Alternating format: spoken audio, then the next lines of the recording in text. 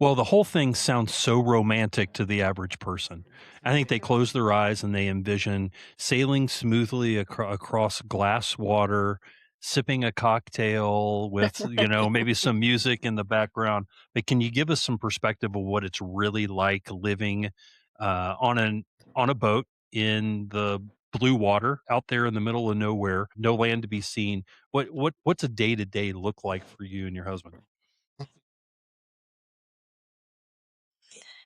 Um, there's a polar opposites of being at anchor and being out at sea. And depending what sea you're crossing, it can be a totally different experience. We crossed from Cape Verde to the Caribbean and it was magical. Halfway across, I asked my husband, "How many days have we been out here?" And he's like, "I don't know, 7, 8, 10."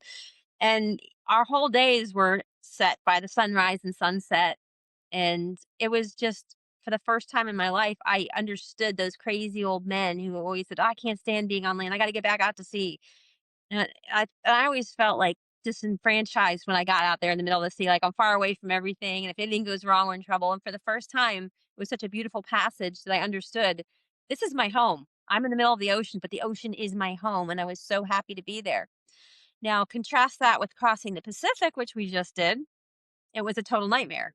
It was an absolute horror show from beginning to end. So you're going to have your good times, you're going to have your bad times, and no two times are ever the same. No two passages are ever the same. We've been in 5 countries now for 3 months or more waiting for boat parts. So there's a lot of delays. Yeah, I can imagine. It sounds like a little microcosm of life. You really don't know what you're gonna get into. You just kinda point in a Yeah. direction, and there gonna be some good days, and there's gonna be some bad days. I imagine that the ocean has taught you some things about yourself.